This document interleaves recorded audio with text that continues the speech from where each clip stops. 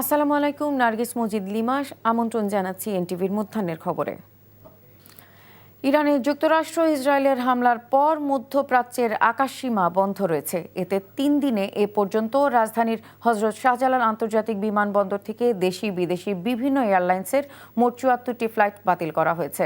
এতে হাজার হাজার প্রবাসী ও আন্তর্জাতিক যাত্রী চরম অনিশ্চয়তা এবং ভোগান্তির মুখে পড়েছেন। বিমানবন্দর সূত্র বলেছে, গত শনিবার থেকে ধাপে ধাপে এসব ফ্লাইট বাতিল শুরু হয়। আজ সোমবার দুপুর পর্যন্ত আরও বেশ কিছু ফ্লাইট বাতিল করা হয়েছে। এর মধ্যে শনিবার বাতিল হয় ২৩টি, রোববার সর্বোচ্চ ৪০টি এবং সোমবার দুপুর পর্যন্ত ১১টি ফ্লাইটের যাত্রা স্থগিত করা হয়।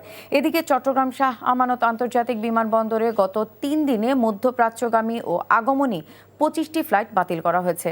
অন্যদিকে মাস্কাট থেকে সকালে আসা সালাম এয়ারের ফ্লাইট পুনরায় যাত্রী দিয়ে OV402 ফ্লাইট যোগে মাস্কাটের উদ্দেশ্যে সকাল ৯:৩০টায় বিমানবন্দর ছেড়ে গেছে। মধ্যপ্রাচ্যের দুবাই, আবুধাবি ও শারজার এয়ারফিল্ড সাময়িকভাবে বন্ধ থাকায় সংশ্লিষ্ট এয়ারলাইন্সের বিভিন্ন ফ্লাইট বাতিল করা হয়েছে। আমাদের ছুটির মেয়াদ খুবই কম, ৩ তারিখ পর্যন্ত। এই জন্য আমাদের নিজ টাকা দিয়ে আমরা ডাইরেক্ট ওই যে নিউজ বাংলা গতকালকে চালু ছিল, এই জন্য আমরা নিউজ বাংলা টিকিট নিয়েছি।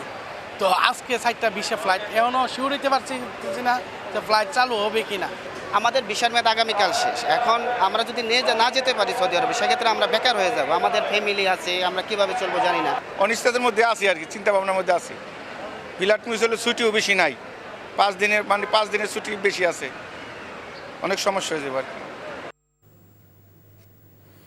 এই মুহূর্তে ঢাকার হজরত শাহজালাল আন্তর্জাতিক বিমানবন্দরে আছেন আমাদের স্টাফ করেসপন্ডেন্ট আরাফাত ইসলাম। সরাসরি যাচ্ছি তার কাছে। আরাফাত, বিমানবন্দরে আন্তর্জাতিক রুটের ফ্লাইট ওঠানামা ও বাতিলের কি তথ্য আছে আপনার কাছে, আমাদের জানান।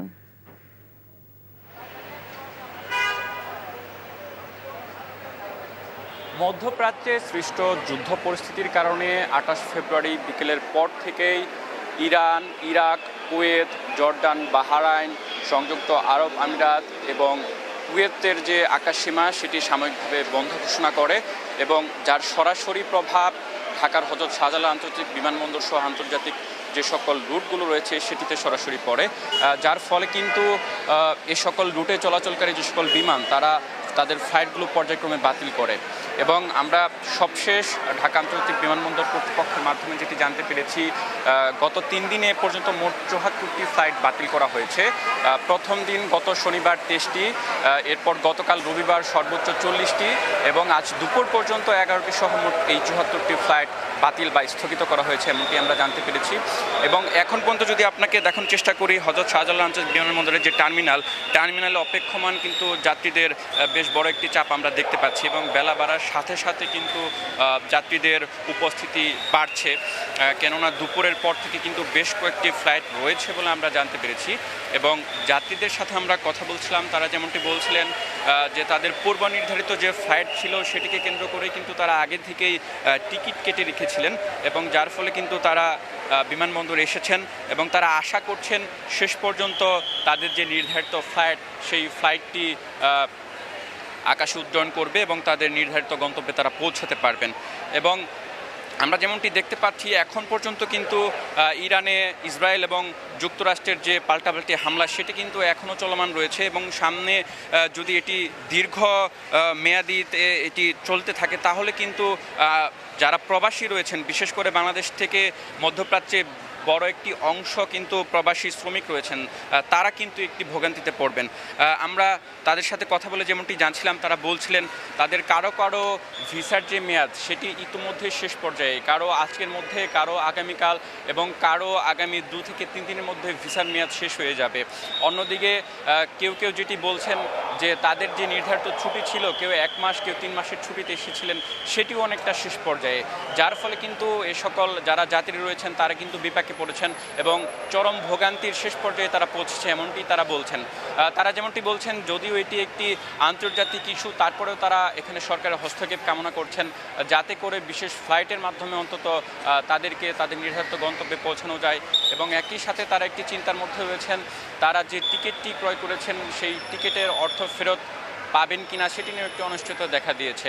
যদিও সরকার পক্ষ থেকে কিন্তু বলা হয়েছে পর্যায়ক্রমে পরিস্থিতি স্বাভাবিক হলে তাদের যে সকল শিডিউল রয়েছে এগুলো কিন্তু রিশিডিউল করা হবে এবং একই সাথে প্রবাসী কল্যাণ মন্ত্রণালয় এবং বেসামরিক বিমান চলাচল কর্তৃপক্ষের পক্ষ থেকেও কিন্তু নিয়মিত এখানে যারা যাত্রীগণ রয়েছেন তাদের কিন্তু বিভিন্ন ধরনের সেবা দেওয়া হচ্ছে। একই সাথে একটি তথ্য জানিয়ে রাখি, এখানে কিন্তু আমরা দেখতে পেয়েছি সংশ্লিষ্ট যে সকল ট্রাভেল এজেন্সি রয়েছে এবং যে সকল এয়ারওয়েজ রয়েছে তারা কিন্তু এখানে নোটিশটা নিয়ে দুঃখ প্রকাশ করেছেন এবং বলেছে যার যার যে সকল এজেন্সি রয়েছে সেই এজেন্সির সঙ্গে যোগাযোগ করতে সব ধরনের সহায়তা প্রদান করা হবে এমনটি জানানো হয়েছে। এখন পর্যন্ত হযরত শাহজালাল আন্তর্জাতিক বিমানবন্দর থেকে ফ্লাইট অবতরণ বা ফ্লাইট বাতিল সংক্রান্ত এই ছিল আমার কাছে সবশেষ তথ্য। লিমা, জানছিলাম ফ্লাইট বন্ধের খবরাখবর। পরিবহন খাতের আধুনিকায়নের পরামর্শ দিয়েছেন প্রধানমন্ত্রী তারেক রহমান। সকালে সচিবালয়ে প্রধানমন্ত্রী তারেক রহমানের সাথে বৈঠক করে পরিবহন বিশেষজ্ঞ অধ্যাপক এম শামসুল হক জানান, আগামী 6 মাসের মধ্যে রাজধানীতে মহিলা বাস সার্ভিস চালুর বিষয়ে আন্তরিকতা প্রকাশ করেন প্রধানমন্ত্রী। আর মেট্রো রেলের পাশাপাশি মনোরেল কিভাবে চালু করা যায় সে বিষয়ে আলোচনা হয় বলে জানান শামসুল হক। উনি খুব আহত হন যখন জনগণের গণপরিবহনের অ্যাক্সেসটা দেখেন খুব সীমিত, পার্টিকুলারলি ফিমেল যারা আছে তাদের প্রাইভেসি ইন্ট্রুশন হচ্ছে, তারা ভালো কোনো গণপরিবহন পাচ্ছে না, সেফটি সিকিউরিটি নাই, কি করা যায়। এই কি করার ভাবনা থেকেই আমার সাথে কথা বলা এবং বিশেষ করে গণপরিবহনের সর্বোৎকৃষ্ট যে মাধ্যম মেট্রো, এর বাইরেও আরও কিছু করা যায় কি না, যেটা উনি অলরেডি বলেছেন মনোরেল যেহেতু সাশ্রয়ী মূল্যে খুব দ্রুত বাস্তবায়ন করা যায়। তো সেইটা আসছে আমাদের কনসালটেশনের বেসিসে। আগে যেটা আমাদের সাথে কথা হয়েছে যে আমাদের মেট্রোর যে রূপরেখাটা আমরা দেখি 6টা মেট্রো দেওয়া আছে, এগুলি প্রধান সড়ক দিয়েই কিন্তু যাচ্ছে, কিন্তু ওয়েস্টার্ন এবং ইস্টার্ন ফ্রিঞ্জে বাসাবো, গোরান, মাদারটেক, পুরনো টাউন বিপুল জনগোষ্ঠী বাস করে, তারা কিন্তু ইভেন বাসও পায় না। কিন্তু বগুড়া 6 আসনের উপনির্বাচন ও স্থগিত শেরপুর 3 আসনের নির্বাচনে প্রার্থীদের নির্বাচনী ব্যয় ব্যবস্থাপনায় কঠোর নির্দেশনা দিয়েছে নির্বাচন কমিশন। এ সংক্রান্ত নির্দেশনা ইতোমধ্যে সংশ্লিষ্ট রিটার্নিং কর্মকর্তাদের কাছে পাঠানো হয়েছে। এছাড়াও তফসিল অনুযায়ী এই 2 আসনে মনোনয়নপত্র দাখিলের শেষ তারিখ আজ। রিটার্নিং কর্মকর্তা কর্তৃক মনোনয়নপত্র বাছাই 5 মার্চ, আপিল দায়ের করা যাবে 6 থেকে 10 মার্চ পর্যন্ত, আপিল নিষ্পত্তি হবে 11 মার্চ। উভয় নির্বাচনে প্রার্থিতা প্রত্যাহারের শেষ তারিখ 14 মার্চ, প্রতীক বরাদ্দ 15 মার্চ এবং ভোট গ্রহণ অনুষ্ঠিত হবে আগামী 9 এপ্রিল।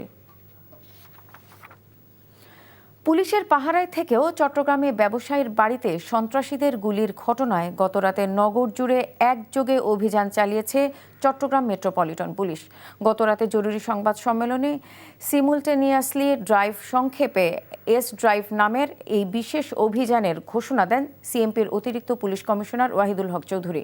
এরপর মধ্যরাত চট্টগ্রাম মেট্রোপলিটন পুলিশের বিশেষ দল 10টি ভাগে ভাগ হয়ে একযোগে নগরীর বিভিন্ন এলাকায় অভিযান চালায়। অভিযানে কয়েকজনকে আটক করা হয়। অপরাধীদের ইতিমধ্যে শনাক্ত করা হয়েছে এবং তাদের সম্ভাব্য আস্তানায় অভিযান চলছে বলেও জানান সিএমপি। দোল পূর্ণিমা উপলক্ষে বাউল সম্রাট ফকির লালন শাহের আখড়া বাড়িতে আজ বসছে সাধুদের মিলন মেলা।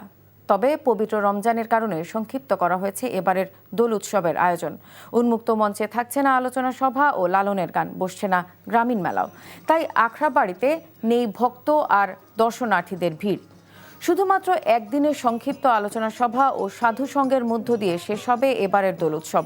এ উপলক্ষে আজ দুপুরে লালন একাডেমির অডিটোরিয়ামে সংক্ষিপ্ত আলোচনা সভার আয়োজন করা হয়েছে।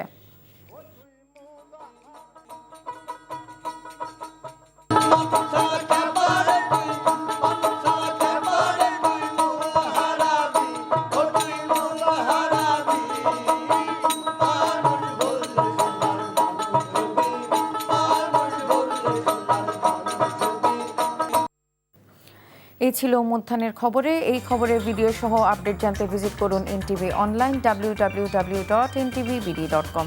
এছাড়াও এনটিভির জনপ্রিয় সব অনুষ্ঠান ও খবরের আপডেট জানতে ভিজিট করুন আমাদের ইউটিউব ও ভেরিফাইড ফেসবুক পেজে। 2টায় দুপুরের খবর দেখার আমন্ত্রণ রইল। ধন্যবাদ সবাইকে।